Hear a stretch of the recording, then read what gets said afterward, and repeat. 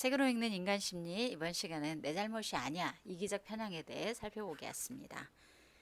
시험을 본 친구가 엄마랑 이제 말다툼이 벌어졌어요. 야, 사회가 50점이 뭐냐? 50점이 대형 사고를 쳤구나 라고 얘기하는 엄마. 사회는 암기 과목이라고 큰 소리 치더니 왜 그랬어? 이렇게 얘기합니다. 시험 문제가 갑자기 달라졌다니까. 서술식 문제가 많이 나왔다고. 그래서 나만 그런 게 아니라 다른 아이들도 사회 점수가 나쁘게 나왔어. 문제 유형이 달랐다고. 그걸 핑계라고 대고 있어?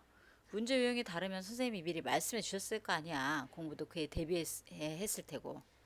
엄마는 눈을 부라리며 얘기합니다.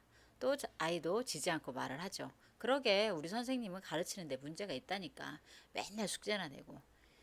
지가 공부를 안 했다는 말은 절대 안 하지. 나 나름대로 열심히 했다니까. 문제 유형이 바뀌지만 않았어도. 그래도 이 녀석이 엄마는 매눈을 하고 지켜봅니다. 자, 이런 일이 있죠. 자주요. 나는 평소에 공부를 잘해요. 지난번에도 성적이 좋게 나왔어요. 당연하죠. 나는 원래 머리가 좋고 또 그만큼 열심히 공부했기 때문입니다. 그런데 이번 성적은 어찌된 일인지 형편이 없어요. 이유가 뭘까요? 지금 얘기한 것처럼 물론 시험 전날 친구가 찾아와서 공부를 제대로 못했기 때문입니다. 시험 문제 유형이 갑자기 바뀌었기 때문일 수도 있어요. 어쨌든 내 탓이 아니라 다른 사람 탓이죠.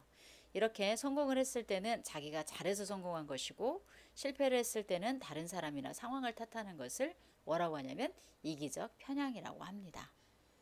학생들뿐만 아니라 선생님들도 이기적인 편향에 쉽게 빠집니다. 1992년 프랑스의 심리학자 파트리크 고슬링은 중고등학교 교사들에게 학생들의 시험 성적이 좋을 때와 나쁠 때 그리고 각각의 원인이 무엇이라고 생각하느냐고 물었습니다.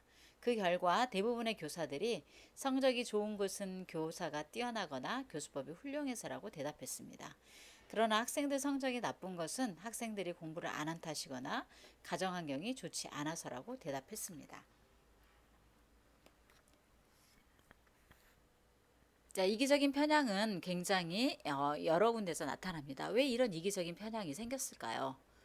우리는 어떤 일을 끝마친 후에 그 일에 대한 평가와 반성을 하게 되죠. 그 과정에서 일이 성공하게 된 혹은 실패하게 된 원인을 따져보려 하지만 성공과 실패의 진정한 원인을 찾는 것이 그리 간단한 일은 아닙니다.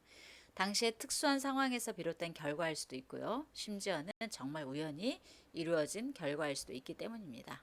어쨌든 원인을 찾아야 한다면 우리는 마음 편한 쪽에서 원인을 찾는 것이죠. 특히 실패를 했을 때는 우리의 자존심이 상하지 않는 방향에서 원인을 찾습니다. 그래야 실패의 원인은 늘 타인의 상황, 시기 등 나 자신이 아닌 다른 데에 있게 됩니다.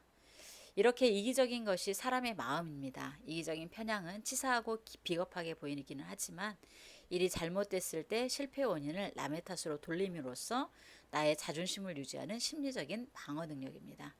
그러나 실패를 했을 때마다 자기 반성을 하지 않고 남의 탓만 하다가는 자기 발전을 이룰 수가 없습니다. 자존심이 상하더라도 냉정히 자기 내면의 소리에 귀를 기울여 보십시오. 실패의 진정한 원인이 어디 있는지 말이죠. 이번 시간에는 이기적인 편향에 대해 알아봤습니다.